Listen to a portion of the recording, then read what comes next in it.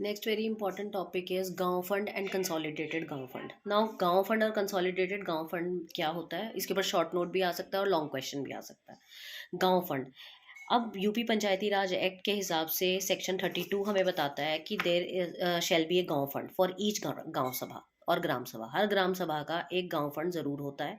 All sums received by the गांव सभा, ग्राम पंचायत और land management committee shall be credited to the गांव fund. जितने भी पैसे गांव सभा से, गांव पंचायत से और लैंड मैनेजमेंट कमेटी से आते हैं, वो सारे के सारे क्रेडिट होते हैं गांव फंड के अंदर। अब इसमें क्या क्या आता है? The proceeds of any tax imposed under UP Panchayati Raj act. जितने भी टैक्स इम्पोज किए जाते हैं यूपी पंचायती राज एक्ट के अंडर, वो सब इसमें जाता है। All sums handed over by the state government to the Gram Sabha. जितने भी पैसे कलेक्ट होते हैं स्टेट गवर्नमेंट जो देती है गांव सभा को, वो सारा पैसा इसमें जाता है। सम्स कॉन्ट्रीब्यूटेड टू गांव फंड बाय जिला परिषद और अदर लोकल अथॉरिटी। जितना भी पैसा गांव फंड को जिला परिषद और दूसरी लोकल अथॉरिटी से जाता है। The sale proceeds of all dust, dirt, dung, refuse collected by the servants of Gram Panchayat. जितना भी ये कचरा बेच के जो भी पैसा मिलता है वो सारा इसमें जाता है।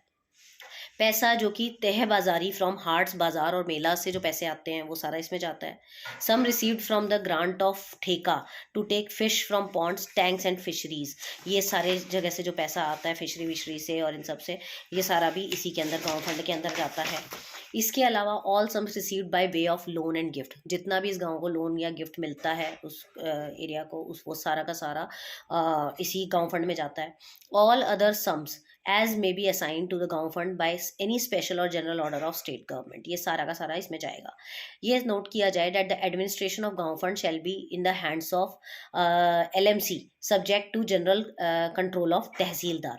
The account of all the income and expenditure of gaon fund shall be maintained by the chairman of land management committee. जितना भी अकाउंट है इनकम और एक्सपेंडिचर का गांव फंड का, वो सारा का सारा मेंटेन कौन करता है? Chairman of land management committee in the cash book, अपनी कैश बुक में। The chairman may at one time hold a sum not exceeding ₹50 to meet petty and emergency expenses. कम से कम 50 रुपए रखता ही रखता है ताकि वो इमरजेंसी एक्सपेंसेस के लिए यूज हो सके। तो ये सारा का सारा जो मैंने आपको बताया वो गांव फंड के बारे में बताया।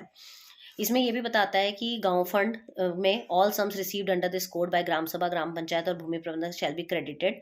एंड गांव फंड जो है इसमें सारे के सारी enactments repealed by this code and subsisting immediately before the commencement of such code have been constituted under this section. इसमें जितना भी आपका कुछ भी फाइन फीस वगैरह का होता है वो सब इसी में जाता है। अब अगर बात करें कंसोलिडेटेड गांव फंड की, तो what do you mean by consolidated गांव फंड? कंसोलिडेटेड गांव फंड 69 में बताया गया है और वो बोलता है there shall be established for each district.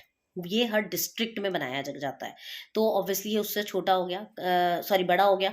Consolidated gram fund to which the following amounts shall be credited. क्या क्या जाएगा इसमें? The amount refer to in the provision of subsection number 1, all contribution received by the collector under subsection 2। जितना भी contribution collector को मिलता है। Such other amount as may be prescribed. Every gram sabha in a district shall pay to collector annually such percentage not exceeding 25 as a state government may from time to time. 25% जो होता है जो आपका collector है वो उसको देता है हर ग्राम सभा को। Every gram sabha in this district shall पे। हर ग्राम सभा पे करती है इसमें कंसोलिडेटेड गांव फंड में अपना 25% जो उनके पास होता है। उसके अलावा the consolidated gram fund shall be operated by the collector and may be applied for the following purpose. जो कंसोलिडेटेड ग्राम फंड है वो कलेक्टर ऑपरेट करता है और किसके लिए देता है? Payment of fees and allowance of lawyers. जितने भी लॉयर्स हायर किए जाते हैं उनकी फीस इसमें से जाती है।